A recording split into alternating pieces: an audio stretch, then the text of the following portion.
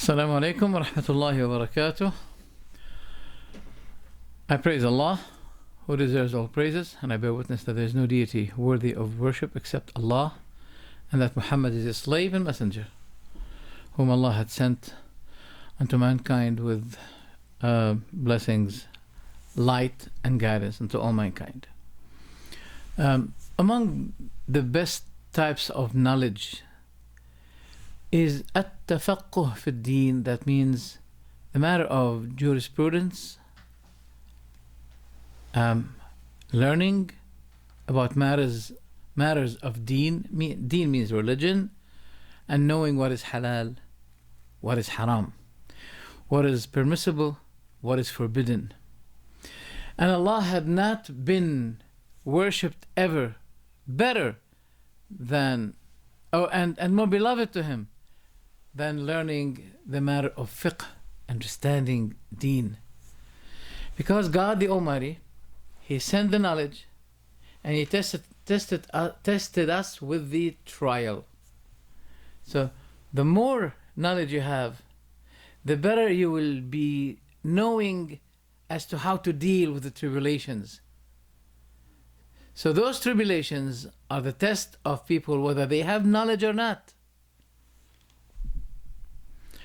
So knowing the matter of religion, fiqh, it's important. So the person, the Muslim, will be worshipping Allah by light, awareness, knowledge, clarity, especially among matters of religion that is related to the matter of daily worship, such as wudu, salah, etc., etc., purification. So what is related to the daily matters of religion. Knowledge in Islam is the best way to get closer to Allah, because the way to knowledge is the way to paradise. And Allah subhanahu wa ta'ala urged us to seek knowledge, saying, وَقُلْ رَبِّ زِدْنِي عِلْمًا, and say, O my Lord, increase me in knowledge.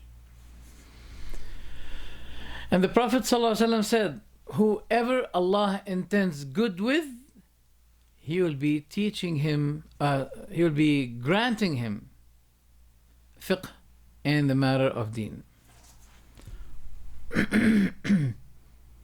For ignorance is not a way, is not a valid way, a good way that will be driving you closer to Allah. Ignorance, no.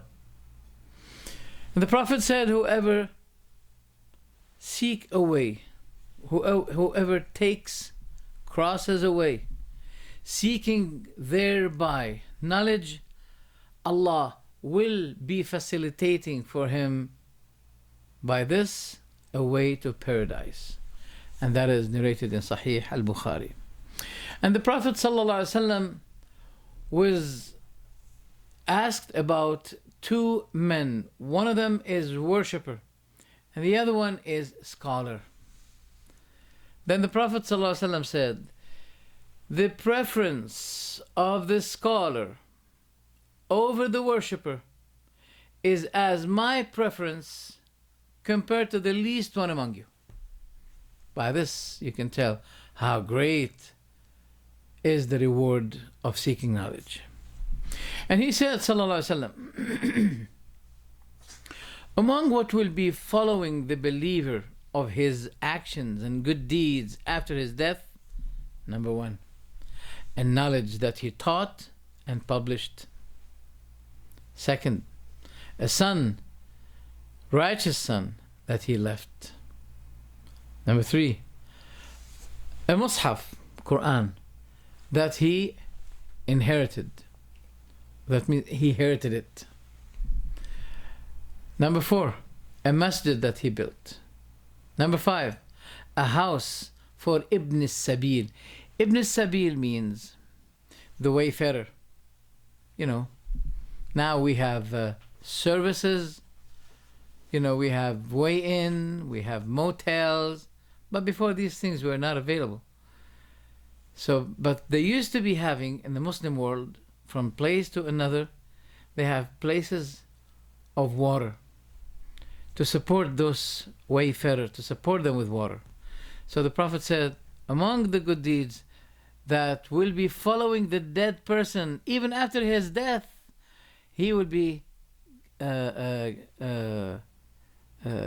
reward. He'll be rewarded.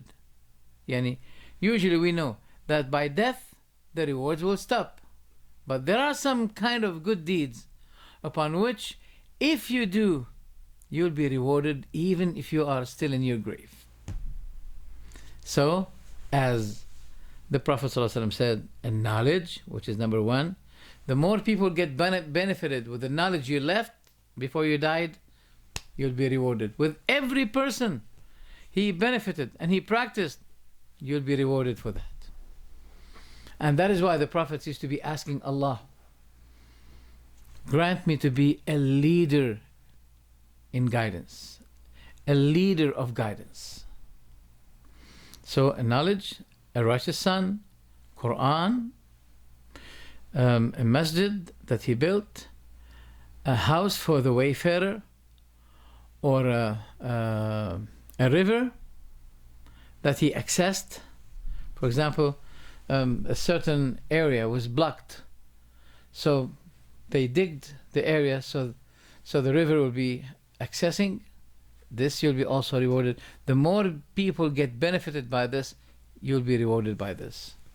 Or, now that's number 7, or a sadaqah, donation, that you have dedicated in your time of wealth and health. It will be following you even after your death. A donation that you took out from your money and gave it to people. As much as people are getting benefited, you will be rewarded even after your death. But all of that is conditioned with the soundness of the intention or the corrupted intention. Relatively, it goes. It will be accepted, whether to be approved, or whether to be declined, is according to your intention. And that is why the Prophet ﷺ said, whoever seek a knowledge which is usually being sought for the sake of Allah, but he learns this knowledge for no other reason but to achieve a lively objective, a lively goal, he will not be even smelling the fragrance of Jannah, paradise.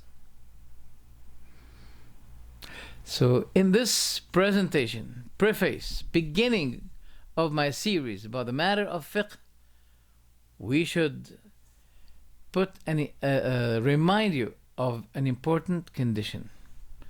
All of works, any kind of good deed, to be accepted, it requires 2 conditions.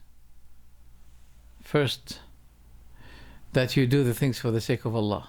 Second, that you do it accordingly with that will be meeting the book of Allah and the sunnah of Rasulullah sallallahu alaihi wasallam. Other than any condition becomes not available, the action will not be accepted. For example, you do something which is on the sunnah, but not for the sake of Allah. It's not accepted. You do something and you really seek thereby the direction of Allah, but it's not on the sunnah, it's not accepted. So it will not be accepted unless 2 conditions should be met. To do it according to the sunnah, and to seek thereby the direction of Allah the Almighty. We come, inshallah, after that to the other subject, is the matter of purification, which is the key of all the worships to Allah. Thank you very much.